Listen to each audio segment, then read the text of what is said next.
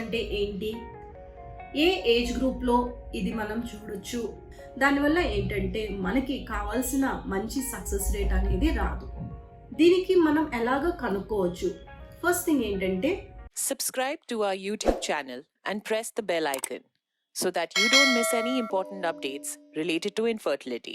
నమస్తే, నేను doctor Udaya, consultant gynaecologist and infertility specialist, Indira IVF hospital, Banjara hills branch, Hyderabad. ఇవాళ మనం ఓవేరియన్ సిస్ట్ అంటే అండాశయంలో ఉండే నీటి తిత్తుల గురించి తెలుసుకుందాం. అసలు ఈ ఓవేరియన్ సిస్ట్ అంటే ఏంటి, ఏ ఏజ్ గ్రూప్లో ఇది మనం చూడొచ్చు, దీనికి గల కారణాలు ఏంటి, దీంట్లో ఉన్న టైప్స్ ఏంటి, గర్భం దాల్చడంలో ఈ అండాశయ తిత్తుల వల్ల ఏర్పడే సమస్యలు ఏంటి, వీటికి ఉన్న ట్రీట్మెంట్ ఆప్షన్స్ గురించి తెలుసుకుందాం. అండాశయంలో ఇది ఫీమేల్ రిప్రొడక్టివ్ సిస్టమ్, ఇది గర్భాశయం, ఈ రెండు ఫెలోపియన్ ట్యూబ్స్ అండ్ ఇవి రెండు అండాశయాలు. సో ఈ అండాశయంలో ఏర్పడే నీటి బుడగని మనం ఓవేరియన్ సిస్ట్ అని అంటాము. యూజువల్గా రెగ్యులర్ పీరియడ్ ఉన్న ఫీమేల్ పేషెంట్లో ఎప్పుడైతే మనకి ఎగ్స్ అనేవి డెవలప్ అవుతుందో ఆ ఎగ్ అనేది ఫాలికల్లో గ్రో అవుతూ ఉంటుంది. ఈ ఫాలికల్ అనేది పీరియడ్ సెకండ్ డే నుంచి గ్రో అవుతూ ఉంటుంది. యూజువల్గా పీరియడ్ మధ్యలో అంటే period 14th or 15th or 16th day అప్పుడు ఓవ్యులేషన్ అని అంటాము. అంటే ఆ ఫాలికల్లో ఉండే ఎగ్ అనేది బ్రేక్ అయ్యి రిలీజ్ అవుతుంది. కొన్నిసార్లు ఏమవుతుందంటే ఈ ఫాలికల్లో ఉన్న ఎగ్ రప్చర్ అవ్వకుండా వెంటనే అది సీల్ అయిపోతుంది.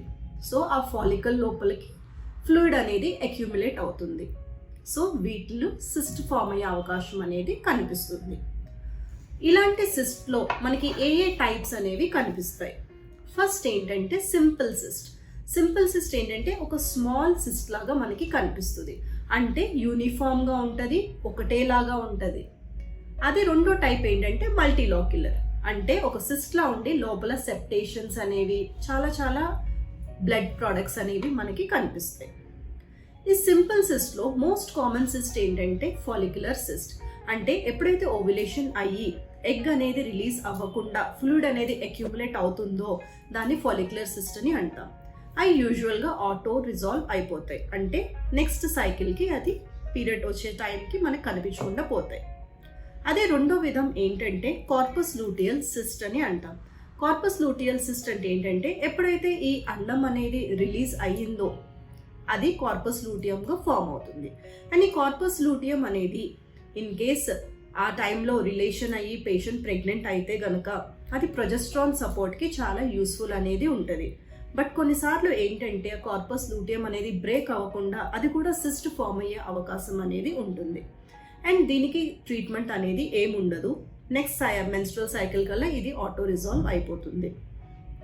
అదే మల్టీలాక్యులేటెడ్ సిస్ట్ అంటే చాలా సెప్టేషన్స్ ఉన్న సిస్ట్ని చూస్తే గనక ఐదర్ అది హెమరేజిక్ అన్నా అయి ఉండొచ్చు, అంటే ఆ ఫాలికల్లో బ్లడ్ అనేది మనకి కనిపిస్తుంటుంది. అదేవిధంగా ఎండోమెట్రియోటిక్ సిస్ట్ అనేవి కూడా ఉంటాయి. సో ఈ సిస్ట్ అనేవి ఏ ఏజ్ గ్రూప్స్లో మనం చూస్తాం, ఏ ఏజ్ గ్రూప్లో మనకు కనిపించవచ్చు అంటే ఎప్పుడైతే మెన్సెస్ వస్తుందో ఆ ఏజ్ గ్రూప్, అంటే అరౌండ్ 13 to 14 years నుంచి మెనోపాజ్ వచ్చే ఏజ్ గ్రూప్, అంటే ఆల్మోస్ట్ 50 years వరకు మనకు ఈ సిస్ట్ అనేవి కనిపిస్తాయి. సో ఈ సిస్ట్కి గల మెయిన్ కారణాలు ఏంటి? First thing is the hormonal imbalance. So ఏ అయితే పేషెంట్స్లో థైరాయిడ్ ఇష్యూస్ ఉన్నా లేకపోతే పాలిసిస్టిక్ ఓవేరియన్ డిసీజ్ ఉన్నా సరే వాళ్ళకి ఈ సిస్ట్ ఫార్మేషన్ టెండెన్సీ అనేది ఎక్కువ శాతం ఉంటుంది. ఎస్పెషలీ థైరాయిడ్ పేషెంట్స్లో మనం కనుక చూసుకుంటే ఇలాంటి సింపుల్ ఫాలిక్యులర్ సిస్ట్ అనేది డెవలప్ అయ్యే ఛాన్స్ అనేది ఉంటుంది. దీనికి మనం ఎలాగ కనుక్కోవచ్చు? ఫస్ట్ థింగ్ ఏంటంటే అబ్నార్మల్ ఇర్రెగ్యులర్ బ్లీడింగ్ అనేది వాళ్ళకి ఉంటుంది, లేదంటే సడన్ వెయిట్ గెయిన్, లేకపోతే జుట్టు ఎక్కువ రాలిపోవడం, లేకపోతే అధిక ఆయాసం రావడం, త్వరగా ఓపిక పోవడం, ఇవన్నీ మనకి కనిపిస్తాయి. ద సెకండ్ థింగ్ ఏంటంటే పీసీఓడి అంటే పాలిసిస్టిక్ ఓవేరియన్ డిసీజ్. ఈ పాలిసిస్టిక్ ఓవేరియన్ డిసీజ్లో ఏంటంటే ఒక సిస్ట్ కాదు, మనకి ఓవరీ అంతా సైజ్ అంతా పెరిగి మల్టిపుల్ సిస్టిక్ ఫ్లూయిడ్ ఫిల్డ్ కనిపిస్తుంటుంటాయి. దీనికి మెయిన్ రీజన్ ఏంటంటే యానోవిలేషన్, అంటే ఎప్పుడైతే ఓవ్యులేషన్ అవ్వాలో ఎగ్ అనేది సరిగ్గా రిలీజ్ అవ్వకుండా ఉంటుంది. దానివల్ల ఏంటంటే రప్చర్ ఎప్పుడైతే అవ్వట్లేదో సిస్ట్ ఫార్మేషన్ టెండెన్సీ అనేది ఎక్కువ ఉంటుంది. వీటికి సంబంధించిన లక్షణాలు ఏంటంటే ఇర్రెగ్యులర్ పీరియడ్స్ అనేవి ఉంటాయి. ఐదర్ పీరియడ్స్ టైంకి రాకపోవడము, లేకపోతే ఒక పీరియడ్కి మధ్యన గ్యాప్ ఎక్కువ ఉండడము, ఇదంతా దాని లక్షణాలు. సేమ్ టైం పీసీఓడిలో మోస్ట్ ఇంపార్టెంట్ ఏంటంటే అధిక బరువు పెరగడం, జుట్టు రాలిపోవడం, లేకపోతే షుగర్ లెవెల్స్ అనేవి పెరగడం, ఇవన్నీ సిమ్టమ్స్ ఉంటాయి. సో ఈ సిస్టుల్కి అండ్ మనం ప్రెగ్నెన్సీ దాల్చడానికి ఏంటి ప్రాబ్లం అని చూస్తే కనుక, ఎప్పుడైతే ఈ హార్మోనల్ ఇంబ్యాలెన్స్ ఉంటుందో సిస్ట్ ఫార్మేషన్ టెండెన్సీ అనేది ఉంటుంది. సపోజ్ సిస్ట్ ఫార్మేషన్ ఉంది అంటే వెంటనే ప్రెగ్నెన్సీకి అవుట్కమ్స్ అనేవి ఎఫెక్ట్ అవుతుంది. సో ఈ సిస్ట్ ఉందా లేదా మనకి ఎలా తెలుస్తుంది? అయితే పేషెంట్స్ మనకి ఇన్ఫర్టిలిటీ వర్కప్కి వస్తారో, ఎప్పుడైతే మనం స్కాన్ చేసి చూస్తామో మనకి స్కాన్లో వాళ్ళ పీరియడ్ డేని బట్టి మనకి సిస్ట్ తెలుస్తుంది. ఇన్ కేస్ మనకి సిస్ట్ కనుక స్కాన్లో తెలిస్తే కనుక అది ఐదర్ ఫంక్షనల్ సిస్టా అంటే యాక్టివ్గా ఉన్న సిస్టా, లేకపోతే నాన్ ఫంక్షనల్ సిస్టా యాక్టివ్గా లేని సిస్టా అని మనం ముందు నిర్ధారించుకోవాలి. దానికి తగిన బ్లడ్ టెస్ట్ మనం చేసుకుంటాం. దాంట్లో మెయిన్ ఇంపార్టెంట్ టెస్ట్ ఏంటంటే ఈస్ట్రోజన్. సో ఈ వాల్యూని బట్టి మనం ట్రీట్మెంట్ అనేది ముందుకు వెళ్ళాలా లేదంటే ఆ సైకిల్ ట్రీట్మెంట్ స్టాప్ చేయాలా మనం చూసుకుంటాం. ఇన్ కేస్ ఈస్ట్రోజన్ వాల్యూస్ అనేవి ఎక్కువ ఉంటే గనక ఆ నెల ఐవీఎఫ్ ట్రీట్మెంట్ అన్నా, లేకపోతే న్యాచురల్ కన్సెప్షన్ కన్నా, లేకపోతే ఓవ్యులేషన్ ఇండక్షన్ అన్నా సరే ట్రీట్మెంట్ స్టాప్ చేయడం బెటర్. ఎందుకంటే ఎప్పుడైతే ఆ సిస్ట్ అనేది యాక్టివ్గా ఉందో ఆ సిస్ట్ ఒకటే పెరుగుతూ ఉంటుంది. దాని పక్కన ఉన్న ఎగ్స్ అనేవి లేకపోతే ఫాలికల్స్ అనేవి పెరగడానికి అవకాశం అనేది ఉండదు. దానివల్ల ఏంటంటే మనకి కావాల్సిన మంచి సక్సెస్ రేట్ అనేది రాదు. సో ఈ సిస్ట్లో మనం చూసాము వాటి టైప్స్ ఏంటి, ఎలాగా హార్మోనల్ ఇంబ్యాలెన్స్ వల్ల వస్తున్నాయి, ప్రెగ్నెన్సీకి అది ఎలాగా రాకుండా ఆపుతుందో ఇది చూసాం. సో ట్రీట్మెంట్ ఆప్షన్స్ ఏమున్నాయి ఈ సిస్ట్కి? ఎప్పుడైతే మనకి సిస్ట్ ఉందని అని నిర్ధారించామో, ఎప్పుడైతే అది యాక్టివ్గా ఉందని నిర్ధారించామో మనం యూజువల్గా పేషెంట్కి హార్మోనల్ పిల్స్ అనేవి ఇస్తాం. వాటి పేరు ఓరల్ కాంట్రసెప్టివ్ పిల్స్. ఆల్మోస్ట్ ఒక 21 days ఉన్న టాబ్లెట్స్ మనం వాళ్ళకి ప్రిస్క్రైబ్ చేస్తాం. ఈ పిల్స్ ఇచ్చినాక కూడా తనకి ఇంకా సిస్ట్ రిగ్రెస్ అవ్వట్లేదు, ఇంకా సిస్ట్ అలాగే ఉంటుంది, సైజు తగ్గట్లేదు అని అంటే కనుక వెంటనే మనం సిస్ట్ ఆస్పిరేషన్ అనేది చేసుకోవాలి. సిస్ట్ ఆస్పిరేషన్ చాలా సింపుల్ ప్రొసీజర్. అండర్ ఎనస్థీషియా మనం సిస్ట్లో ఉన్న ఫ్లూయిడ్ని ఆస్పిరేట్ చేసి కొన్ని మెడిసిన్స్ అనేవి ఇస్తాం సో దట్ అది మళ్ళీ రికవర్ అవ్వకుండా ఉండడానికి. ఇవన్నీ నార్మల్ సిస్ట్. కొన్ని సిస్ట్ అనేవి ఉంటాయి. ఫర్ ఎగ్జాంపుల్ ఎండోమెట్రియోసిస్ అని. సో ఎండోమెట్రియోసిస్ అంటే ఏంటంటే ఇది గర్భాశయ లైనింగ్. ఎప్పుడైతే మనకి బ్లీడింగ్ అవుతుంటుందో పీరియడ్స్ వచ్చినప్పుడు ఈ పైనుండ పొరలో నుంచి బ్లీడింగ్ అనేది బయటికి వెళ్తుంది.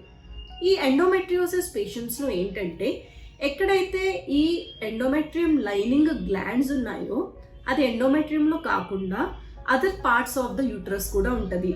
అంటే ఐదర్ ఫెలోపియన్ ట్యూబ్స్ దగ్గర, ఓవరీస్ దగ్గర, లేకపోతే స్టమక్ మీద, ఇంటెస్టైన్స్ మీద ఇక్కడంతా స్ప్రెడ్ అవుతూ ఉంటుంది.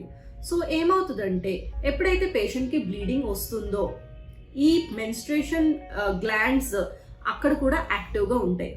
సపోజ్ ఓవరీలో ఈ ఎండోమెట్రియోటిక్ గ్లాండ్ యాక్టివ్గా ఉంటే గనక అది చాక్లెట్ సిస్ట్ ఫామ్ అయ్యే అవకాశం అనేది ఉంటుంది. సో ఇలాంటి చాక్లెట్ సిస్ట్ ఇవి ఉన్నాయి కదా, వీటి వల్ల మనకి ప్రెగ్నెన్సీ దాల్చడానికి చాలా ప్రాబ్లం అయ్యే అవకాశం ఉంటుంది. ఎందుకంటే ఎప్పుడైతే ఆ చాక్లెట్ సిస్ట్ ఉంటుందో ఆ చాక్లెట్ సిస్ట్లో ఒక ఆల్మోస్ట్ బ్లడ్ ఫిల్డ్ ఫ్లూయిడ్ అనేది ఉంటుంది. ఆ ఫ్లూయిడ్ వల్ల ఏంటంటే అక్కడ ఉన్న అట్మాస్ఫియర్ లేకపోతే టాక్సిక్ అనంటే ఏంటంటే చెడు ఫ్లూయిడ్ అంతా అక్యూములేట్ అవుతుంది. దానివల్ల ఏంటి పక్కనున్న మంచి ఓవరీలో ఉండే ఎగ్ క్వాలిటీ లేకపోతే ఎగ్ నంబర్ ఇదంతా మనకి ఆల్టర్ అవుతుంది. దానివల్ల మనకి మంచి ఎంబ్రియో ఫామ్ అయ్యే అవకాశం ఉండదు. ఆ మంచి ఎంబ్రియో ఫామ్ అవ్వకపోతే అది గర్భానికి సరిగా అతుక్కోదు అండ్ దానివల్ల మనకి ప్రెగ్నెన్సీ రాదు. సో ఈ ఎండోమెట్రియోటిక్ సిస్ట్ అనేది కొంచెం మనం చూసుకుని ట్రీట్మెంట్ అనేది చేసుకోవాలి. రెండో టైప్ ఏంటంటే డర్మాయిడ్ సిస్ట్ అనేది ఉంటుంది. ఈ డర్మాయిడ్ సిస్ట్ ఏంటంటే సేమ్ ఓవరీలో ఒక సిస్ట్ అనేది ఫామ్ అవుతుంది. అది చాలా ఆల్మోస్ట్ 2 centimeters నుంచి ఒక 15 centimeters వరకు ఉండొచ్చు. దాంట్ లోపల ఓన్లీ వాటరే కాదు, కొంచెం బ్లడ్ అక్యూములేట్ అవుతుంది, బోన్ లాంటిది లేకపోతే హెయిర్ లాంటి స్ట్రక్చర్ లేకపోతే ఫ్యాట్ స్ట్రక్చర్ ఇవన్నీ కలిపి ఉంటాయి. సో డర్మాయిడ్ సిస్ట్ అనేది మనకి యూజువల్గా స్కాన్లో తెలుస్తుంది. ఇన్ కేస్ ఈ డర్మాయిడ్ సిస్ట్ ఉంటే కనుక బెటర్ దాన్ని సర్జరీ చేసి బయటికి తీయాలి. ఎందుకంటే ఈ డర్మాయిడ్ సిస్ట్ అనేది చాలా హెవీగా ఉంటుంది. దీనివల్ల ఏంటంటే ఓవరీ ట్విస్ట్ అయ్యే అవకాశం ఉంటుంది. ఇన్ కేస్ ఓవరీ ట్విస్ట్ అయితే కనుక it is really a medical emergency. అంటే పేషెంట్కి severe pain in the abdomen ఉంటుంది, వామిటింగ్స్ ఉంటుంది, అండ్ వెంటనే మనం సర్జరీ చేసి ఆ ఓవరీని అన్ట్విస్ట్ చేసి ఆ డర్మాయిడ్ సిస్ట్ని తీసేయాల్సి ఉంటుంది. Last but not the least, మిగతా సిస్ట్ ఏంటంటే క్యాన్సర్ సిస్ట్. ఈ క్యాన్సర్ సిస్ట్ అనేవి ఇన్ కేస్ పేషెంట్కి సడన్ బ్లోటింగ్ అబ్డామెన్ ఉన్నా సరే, లేకపోతే సడన్ వెయిట్ గెయిన్ ఉంది, లేకపోతే స్కాన్లో మనం చాలా పెద్ద సిస్ట్ చూసాము, చాలా అబ్నార్మల్గా ఉంది అంటే ఏంటంటే మల్టీ లాక్యులేటెడ్, చాలా లాక్యులేటెడ్గా ఉంది, మధ్యలో సాలిడ్ కాంపొనెంట్ అనేది ఉన్నది, లేకపోతే అది ఓవరీ పైన ఏదో తేడాగా అనిపిస్తుంది అని అంటే కనుక వెంటనే మనం బయాప్సీ తీసి అది క్యాన్సరా కాదా మనం తెలుసుకుని దానికి తగిన ట్రీట్మెంట్ మనం చేసుకోవచ్చు. సో అన్ని సిస్టులకి ట్రీట్మెంట్ అవసరం ఉంటుంది అని కాదు. కొన్ని సిస్ట్ ఆటోగా రిజాల్వ్ అయిపోతాయి, అంటే నెక్స్ట్ మెన్స్ట్రువల్ సైకిల్ కల్లా వెళ్ళిపోతే, కొన్ని సిస్ట్ మటుకు పర్సిస్టెంట్గా ఉంటాయి. సో మనం హార్మోనల్ పిల్స్ ఇచ్చి లేకపోతే రికరెంట్ సిస్ట్ అయితే సర్జరీ ఎక్సెషన్ చేసుకుని మనం ట్రీట్మెంట్ అనేది ముందుకు వెళ్ళొచ్చు. రికరెంట్ ఓవేరియన్ సిస్ట్తో బాధపడుతున్నారా, లేకపోతే ఓవేరియన్ సిస్ట్ వల్ల మీకు ప్రెగ్నెన్సీ దాల్చడంలో ఏమైనా ప్రాబ్లం ఉందా, ఏమైనా ఇష్యూస్ ఉంటే కనుక మా సెంటర్ని విజిట్ చేయండి. నమస్తే. For more information, visit our website www.indraivf.com or call 1-800-309-4410. Keep following us and leave your fertility-related questions in the comments below and get answers from Indira IVF doctors.